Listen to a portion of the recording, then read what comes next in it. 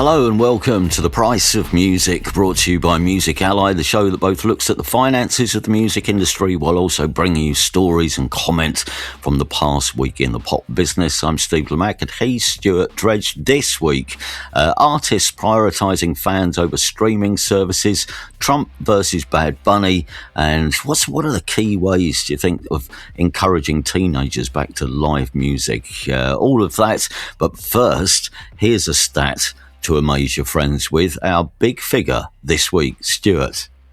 Okay, big figure this week is $60 billion, and that is how much money YouTube made last year, which comes from the financial results of its parent company, Alphabet. And this is kind of interesting for us, well, I hope it is anyway, because YouTube has become one of probably the second biggest payer of the music industry behind Spotify over the last years. Mm-hmm. They released their financial results. They made about just over $40 billion from ads last year. And I was looking at that thinking, I wish I knew how much they made from subscriptions, because that's the other part of YouTube where you pay for YouTube, either to get the music service or to just remove the ads. And I was thinking, I wish I knew that. It's probably hard to work out if I was better at maths. And then during their earnings call where they talked to analysts about the results, one of the execs went, so last year our annual revenue surpassed $60 billion. And even I can do that maths without too many problems. So $60 billion for YouTube, $40 billion with ads. And that means that YouTube makes $20 billion a year from people paying for subscriptions. And that's something that the music industry is very happy about because it increases the royalties that they get. Brilliant. All right, here's this week's three main news stories then that we thought we should share with you, starting with, well, actually some less good news for YouTube this week as it lost out to Spotify and Apple Music for the premiere of Taylor Swift's new music video. Why is the premiere of a video important, and why did Taylor Swift swerve YouTube, do we think? I'm detecting a little bit of a premiere of video is not important in your voice there. No, I'm genuinely interested. Yeah. Obviously, I mean, it brings people up. I guess if all of Taylor Swift's socials are pointing you in a certain direction, then the direction of travel, the company at the end of it, they're very excited because obviously you can have an influx of millions of people to your sites. But is it, I mean, I guess I've answered my own question, but is that it? Is there bragging rights involved? Does it tell us something about Taylor Swift or Taylor Swift's management's attitude to the various services where she could have gone? Yeah, well, it does, I think. Because, the video came out last Friday. I don't know if you've seen it. It's quite interesting because it features everyone who was on the sofa with her on the Graham Norton show last October. Right. That's the concept. And what happened was there was this actor, Donald Gleason, on it, who said, I think he basically said, I'd love to star in a Taylor Swift music video. Right. And lo, it's come to pass, which that seems to be how it works. So we should think about who we want to star in a music video by, say it, and it'll happen. But yeah, so it came out on Friday, and like you say, like it's a really big deal, especially for the sort of Taylor Swift fan community, because every time she does something visual, whether it's a poster or video, it's full of Easter eggs and references and little things, and they can then spend days online decoding it and discussing it. So people do want to watch it as soon as it goes live. And on Friday, it went live, and it was only on Apple Music and Spotify. It wasn't on YouTube, which is very unusual for a music video. Like, you don't normally see that kind of windowing, it's called. And no one said why. Like, Taylor Swift doesn't really say much about what she's doing. She just puts it out. There's one theory that there's an argument that's been going on in the US between YouTube and the people who do the charts there, Billboard. It's just pulled out of their charts because it thinks that all streams should count the same. And the chart people think that paid streams, so if you're paying for services, you count for more. Right. So YouTube pulled out. So there is a possibility you could say, well, I'm going to put my video on Apple Music and Spotify for a couple of days because that will count towards the charts and YouTube won't. And then it goes on YouTube. So I mean, that's the theory, but no one has confirmed it or denied it. But it meant that if you're a fan, you had to go to those two platforms to watch, and which is not great news if you're a Taylor Swift fan, not on Spotify or Apple Music. But as we speak, it's Tuesday now. And the video went on YouTube on Sunday, and it's currently the number one trending music video on YouTube. It's had 5.5 million views. So, like, all's well that ends well, but it'd be interesting to see if other videos go the same way. If they say, well, actually, we could go. I mean, the other thing that would happen here is if you're Spotify and Apple Music, you're going to give that video an almighty push. You're going to put it in front of everyone who might conceivably like Taylor Swift. So there might be an argument there for saying, we'll do this deal and they'll really push it for us, and then it can go on YouTube at the end. Yeah. Bad Bunny did the Super Bowl on Sunday, which, I mean, it might have passed you by. Created virtually no news whatsoever. It was universally applauded in that, hang on a minute. There was, obviously, as you predicted last week, and even before the Super Bowl took place, there was a gap in our running order, which was specifically left for reaction to Bad Bunny's performance at the Super Bowl. And a certain president didn't disappoint. He didn't, no. And it was, I mean, I don't know if you stay up for the Super Bowl. I'm too old for that now. I can't function on a Monday if I stayed up till 6 a.m. watching American football. But yeah, I think it's probably one of the most anticipated musical moments of the year already, isn't it? Because the Super Bowl is a huge TV event. Bad Bunny is a huge superstar, but then there's a whole politics swimming around it. And I think, did we talk about this? He was at the Grammy Awards and he spoke out about ICE, the immigration agency in the States, and said that it's terrible what's happening in Minneapolis. And then everyone on the kind of right wing of things in the US has been saying this is terrible. He shouldn't be doing the Super Bowl. He sings in Spanish. That's not American. All that kind of stuff. And he did it. Yeah, so he did it. And it's on YouTube. People can go and watch it, the halftime show. It's an amazing thing. Like it's the whole performance is kind of a love letter to Puerto Rico, where he's from. And he goes, and he had the guests included Lady Gaga, Ricky Martin, like all kinds of people came out. It was one of those Super Bowl moments where it's like, I guess it's the US equivalent of Glastonbury moments. Right. If you do the Super Bowl and you have guests on. So it was like a really good, I thought, and I'm not really a big Bad Bunny fan.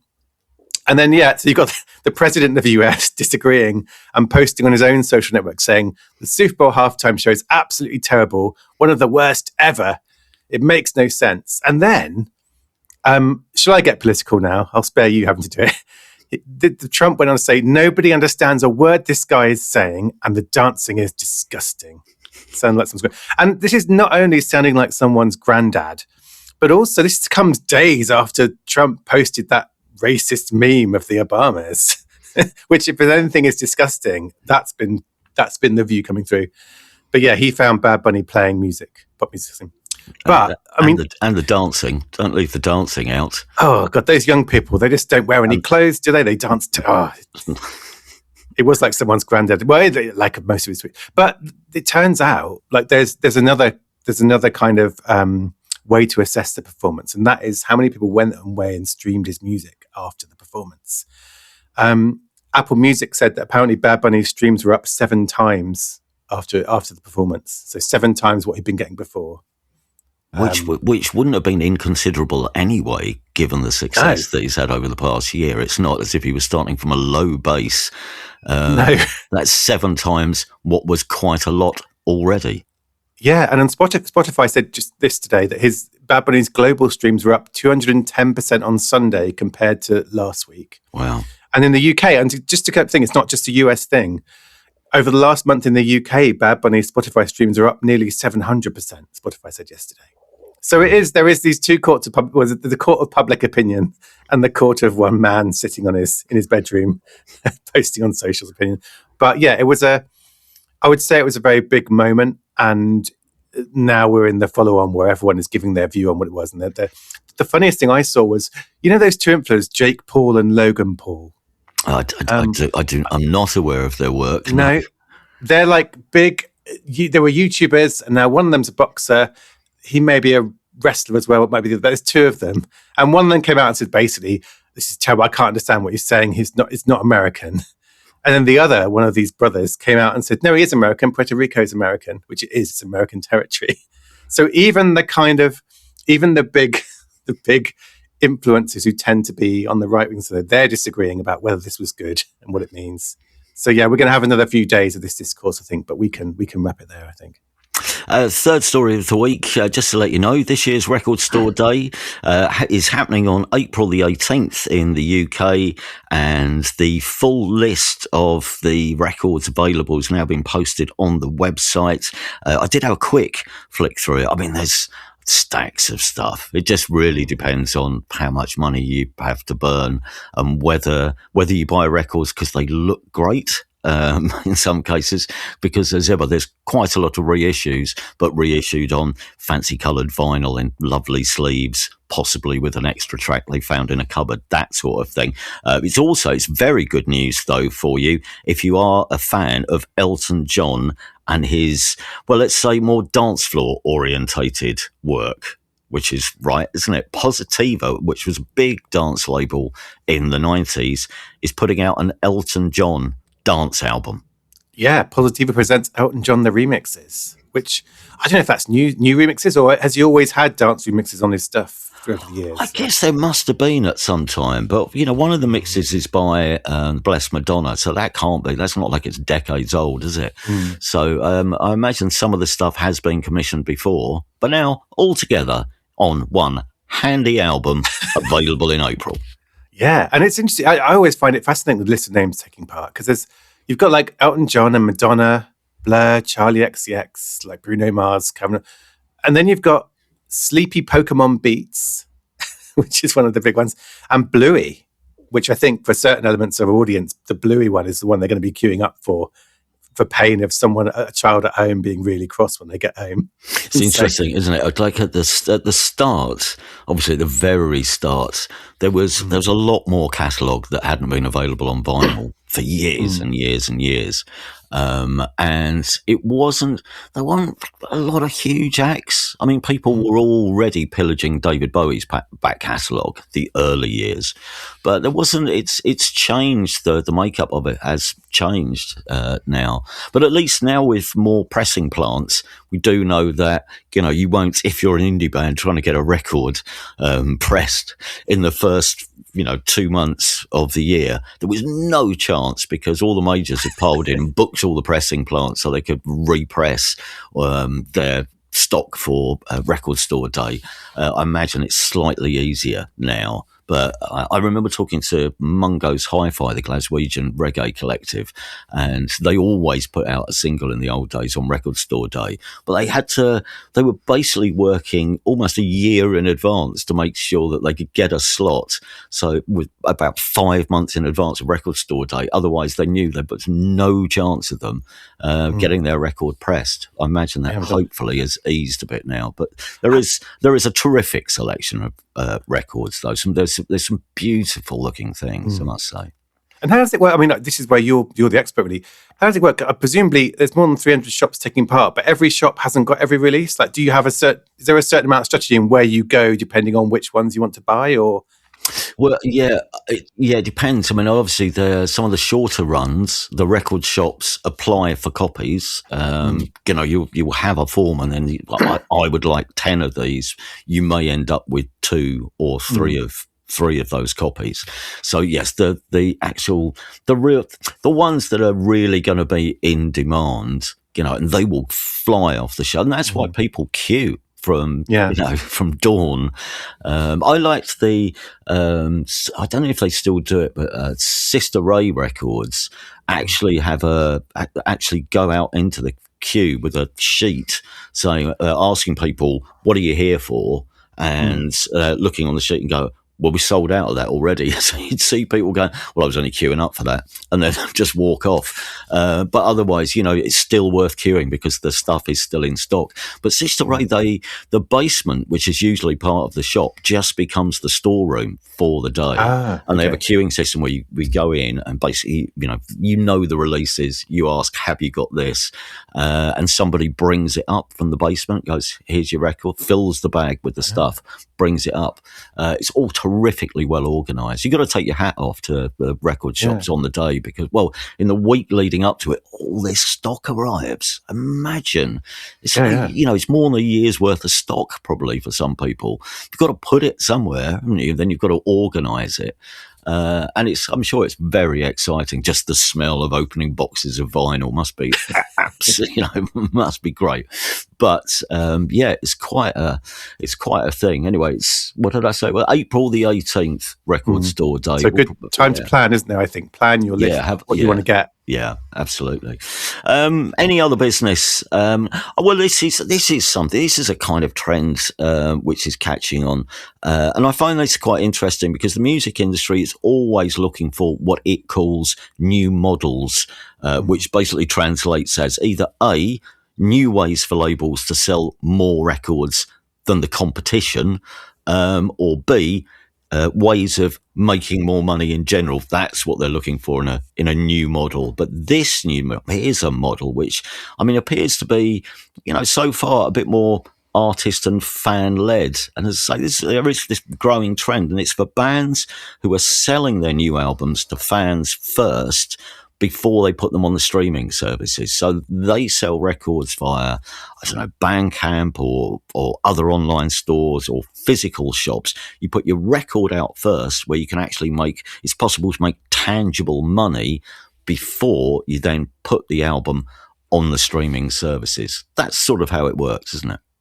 Yeah, and we talked about someone recently, remember La Russell, who was the guy who was selling his album to his superfans first before putting it. And then, at the Music Allies conference recently, there's a chap called Darren Hemmings on the panel, and he runs a marketing agency who work with the likes of Run the Jewels and Robbie Williams and Jungle and the Spice Girls, so the full gamut. And he basically said, here's a quote, "We work with artists where for them, streaming is the last place the music will wind up. So it's quite common to see record go up on Bandcamp for immediate sale with a digital download, and then it will move to vinyl sales." And basically what he said was, for an artist means that they sell some copies first, and that brings money straight into them directly. I'm going to wait long for it. And then when everyone who wants to buy it early has bought it, then they'll put it on streaming. And it basically it's not an anti-streaming policy. It's just we think people want to buy this. And it ties in with a word I've been hearing a lot recently, which is two words. So one is friction, and one is scarcity. And people are talking about this idea of streaming is very easy. Everything comes to you easily, but do you value it? If it's just like a thing on a playlist and people are saying, actually, maybe we need a bit more friction. People are looking back at the days when you had to go and hunt down records in record shops. Mm-hmm. And also that idea of people value something if they've got it and not many people other people haven't. So if you're hearing a record a few days before most people are, you value that. So these conversations are swimming around the industry, even at higher levels. Because at the moment, I would say people going to Bandcamp first, they're all probably independent artists, not the biggest ones. But there is this talk about, so if you go straight to streaming, are you maybe not making money you could have been if you do a different thing? Yeah. And the only risk to that, I think, you can see, or the only worry you might have as an artist is, am I going to get penalized by the streaming services for doing this? Will they not put me on playlists as a result? Because in the past, there have been examples when people have done, like in the old days of streaming, you get exclusives where someone would say, my stuff is on Apple Music first and not on Spotify, or vice versa. And then people worried about, well, the ones I'm not going with first are going to just not bother promoting me because they'll be cross. Yeah. So that would be the worry here, I think.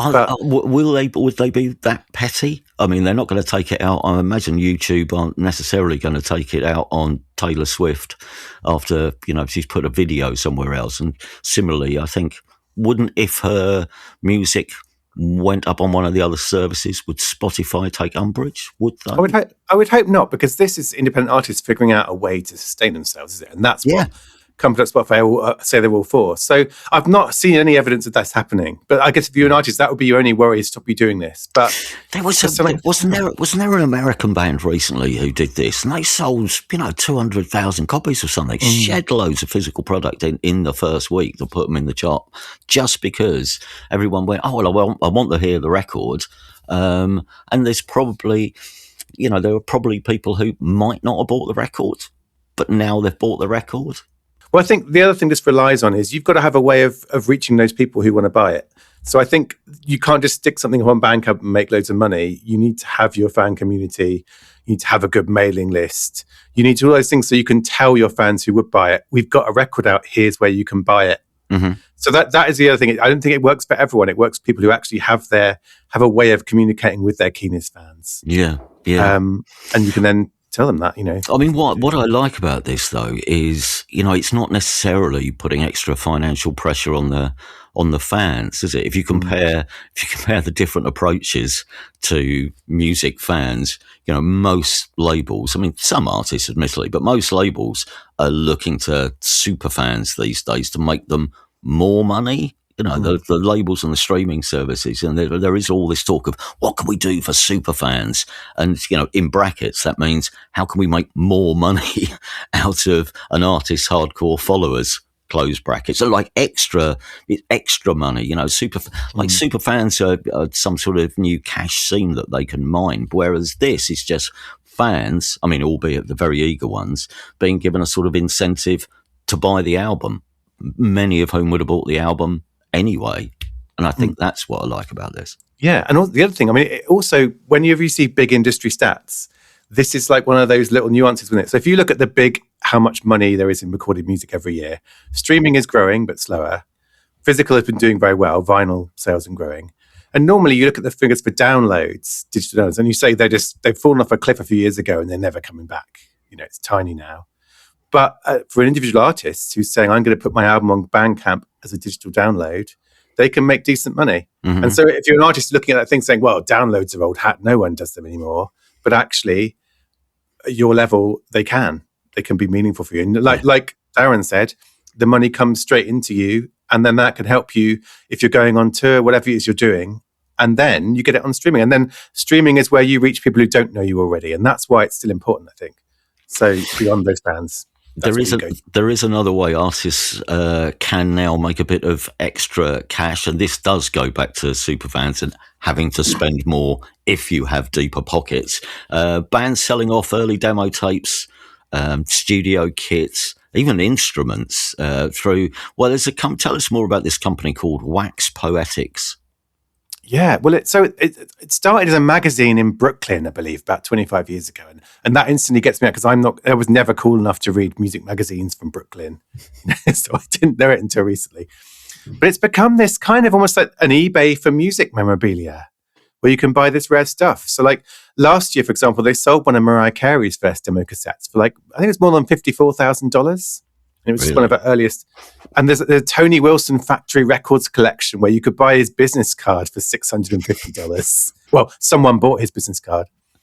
And the best thing I found there was Bootsy Collins sold I don't have to say this, Farfisa. People who know these things won't. Farfisa compact combo organ used on his. Yeah. With the proviso that the item does not turn on, it may still work with the right mechanical know-how, or it will still make a nice collector's piece. So it's broken organ. And anyway, this company, so they've been sort of quietly growing. They've been working with different artists, and they've just raised $1 million of funding, just announced this morning, actually, to be able to grow, run more auctions, work with more artists. And it just reminded me of that conversation we had before about, if you're an artist, hang on to everything. Hang on. And I was thinking about, bands who like to smash up guitars, for example. How often do those smashed up guitars just get put in the bin by the exasperated roadie?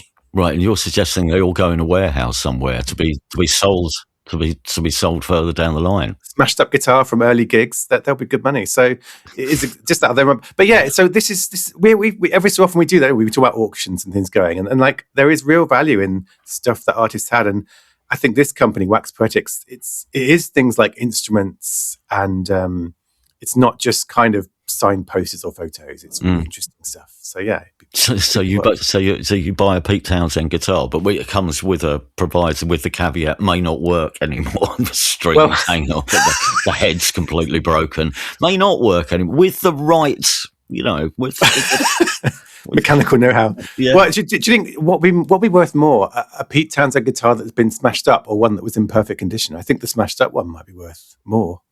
It could well, but it's got the story. Yeah, it has. Yeah, it does. Wax Poetics. That's if you're interested, that's where to head. Here's one more thing that might be worth talking about a bit more, and this comes from our Price of Music inbox from Kate Collins, who says, and this all comes out of our conversations with, originally our conversation with Ricky Bates from the Southampton Joiners about the fears that younger people and teenagers are drifting away from getting into the habit of going to gigs. gigs.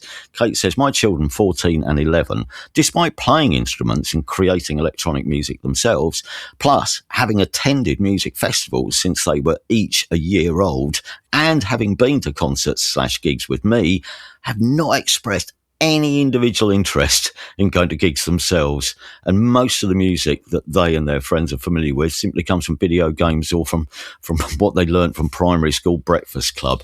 As I say, this came out of the interview with Ricky from The Joiners, because he was saying that there's been a drop-off in teenagers going to gigs. It also, weirdly, this chimes with something which I was told when I was in a meeting last week in my role as chair of Live, and we were talking about this and the need to encourage the next generation of gig goers. But they were saying that, they'd seen how the culture has changed, and specifically at festivals, where in the old days, people, if you went to a festival, to see 100 bands. You spend all day on the go going, I'm going to see 2 bands in this tent. We're going to run over here and then back to the main stage, and we'll camp there for the headliner. And that's, that was the plan, wasn't it? But these days, they were saying even kids who go to events like, for instance, Reading and Leeds festivals, which, they are, particularly Reading Festival, when I was working at the NME, and even through my days at Radio 1, you could see Reading Festival was a rite of passage, wasn't it? Yeah, GCSE results weekend, isn't it? GCSE results weekend. Everyone got, there was the demographic is, exactly that. It's people who've just got exam results. But they were saying, even there now, people aren't as interested in music as much as they used to be, and they go for the social side of it. But and this is this is an actual quote. They were saying that they turn up, and this is the quote: they have a list of 6 artists that they want to see across the weekend, and they spend the rest of the time in the campsite. And that's how things have changed. Wow. So I don't know if this is something we just have to accept, or is there something we're missing? I haven't got any easy answers to this. If you'd like to put your 2 penneth in, do drop us a line, listeners. Stuart, can you cure this problem? No, so Kate is obviously a really strong music fan herself, and she's been taking her kids to music festivals and to gigs. Maybe they're just like, we'd rather mum pays for it all, so we'll go with her. Maybe they're being quite smart. But yeah, I don't know. The other thing I think is, she talked about video games. I had this. I think I may have told this anecdote before, but I know someone who I think it was their nephew, took them to see Slipknot at the O2. And they checked before and said, have you been to concerts before? And they were like, nephew was like, oh, of course. Yeah.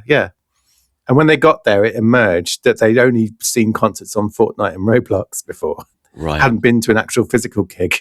Right. And then it was Slipknot, which is probably one of the most in-your-face gigs you can go to.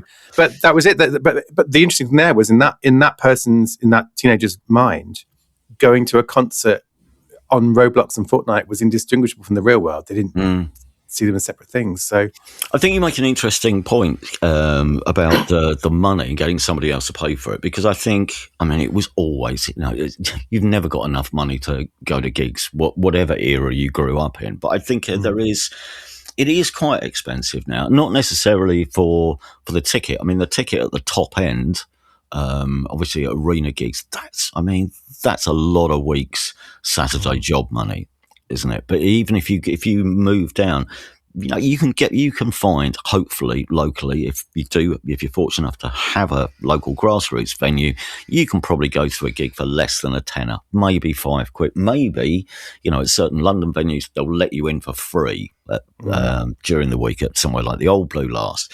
The problem is how much it costs to get a train in from the suburbs. And how much it costs to get a drink. I remember having just about enough money for a pint and a half, when I was in my late teens, and that was it. And you'd have to make that last all night.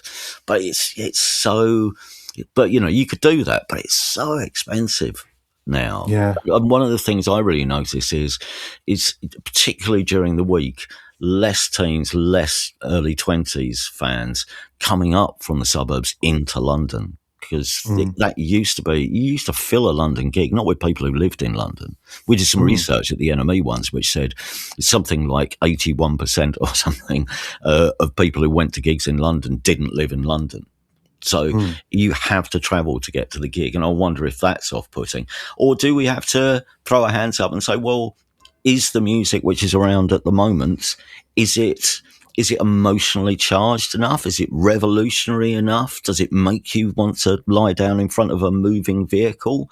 Or, I mean, is it engaging enough with people that they have to go and see an artist? Or is a large part of the audience now made up of music fans who have a playlist, like 3 songs by an artist, saw some clips on TikTok. Yeah, I like those songs. I don't like those songs enough, and I'm not invested enough in the artist to want to go and see them. I just like the songs. The songs are fine. But you're not, yes. I don't know. I don't. And if you haven't got the album and you haven't got inside a band's head and they don't say, anything about your life, then you're not gonna go, are you? Maybe not. And the other thing, I think, if you were talking like early teens, 11 and 14 here, if what you're into is not pop music. So I think if you're into pop music, that there's a lot of teenagers who are getting their parents to buy Taylor Swift tickets or Sabrina Carpenter tickets or Harry Styles tickets. Like, there's a lot of, you can get your parents to buy tickets and go with you to a big arena and stadium gig. If what you're into is electronic music or bands, I don't know if you really want to get your parents to take you to a smaller grassroots venue to see a band you like. So I think you need to have friends to go with, don't you? Like, maybe there's a different pattern of going to concerts there, and it's only once you get some friends who all want to go to gigs together that you do that. Maybe you don't go to see maybe electronic artists with your parents unless your parents are in the industry, or so maybe Kate's kids are just waiting for that moment where they can go and see some. Well, if they're creating electronic music themselves, maybe they'll be playing gigs before they go to gigs. Is the other thing, they might be. But yeah, it's a bit. I don't know how you feel about this, but I remember having this terror as a parent about. I don't mind what music my kids are into, but I would like them to be into music because it's brought me so much joy. And if they just don't like music, I'd be a bit sad because of how much joy it's brought me. And I think a lot of parents now who love music have that thought of like, oh God, they're really into games. They're not into music at all. But I think people do find their way there. And the next, what we're going to write in a minute, maybe is one route to that. Your observations, as I say, gratefully received on this. And finally for this week, some good news, at least good news for listeners, and I'm sure there are many of you who would like to play the video game Fortnite dressed as Chapel Roan in a Joan of Arc outfit. Mind you, it'll cost you. It will. So this follows on from Kate's email of people discovering music through games. So Fortnite, popular video game, has a music game within it called Fortnite Festival, and it runs in these TV-style seasons. So, season 3 will be headlined by Billie Eilish. The latest season is headlined by Chapel Roan. So some of her music will be in the game, and you can play along to it. And you can buy outfits, including Joan of Arc, which is basically Chapel Roan dressed as Joan of Arc, which sounds bizarre, but I think it was a real costume she wore for an MTV Awards one year. So it's kind of one of her stage costumes turned into a game item. Right. And what I think is interesting about this is how much it costs. So I went looking. So if you're a Fortnite player and you want the Joan of Arc outfit, so you can run around dressed as Chapel Roan, it costs you 1,800 V-Bucks, which is Fortnite's in-game currency. That's around 12 quid if you're buying V-Bucks. If you want a pink pony sidekick, like a little pink pony pet that follows you around, that's 1,500 V-Bucks. It's around a tenner. And if you want to play along to Hot to Go, one of the big hits, that costs you 500 V-Bucks in the store, which is about £3.50. And I think that's what's interesting here. Like, people are paying £3.50 to be able to play along with this song in a game. And at the same time, we've talked about how downloads fell off a cliff and how what will people pay for in music? Will people pay for music? But there are people out there spending 12 quid on a Joan of Arc outfit in Fortnite. Yeah, and £3.50 to play along with a song, which, what that reminds me of? They're talking of formats and cash cows that no longer exist. You know what that is? Ringtones. When people used to spend actual cash on having the hit single as a ringtone. Do you know, when I was once in the mobile content industry, writing about things like ringtones and games. And the most bacchanalian party I've ever sort of seen was the company that had Crazy Frog, because they had so much money in that period of time when the Crazy Frog ringtone, because they were one of the companies that did that thing where you bought a ringtone, but you accidentally signed up to a subscription and paid. Right. And honestly, like if you think about like the music industry stereotypical parties from the 1980s, it was like that because ringtone money was so big. So yeah. So now that maybe that's what Chapel Rowan's people can do now. They can have a big party with the Joan of Arc income. That's where we'll leave it for this week. Thank you very much for listening. If you're enjoying the show, please do spread the word. You can also support us via Patreon. In fact, if you sign up to be a super fan, you can get to join us for our weekly lock-in, where some of you get to stay behind after hours for an extra 15 minutes or so. It's bonus material. It's the discussion equivalent of demos and rarities. You can gain access to that by becoming, as I say, a super fan of the programme at patreon.com/thepriceofmusic. We welcome this week new superfan Adam Webb. Thank you very much, Adam, for joining us. Alternatively, if you've got any comments or questions that you'd like us to deal with, send us an email. It's thepriceofmusicpodcast@gmail.com. Till next week, take care. Cheerio.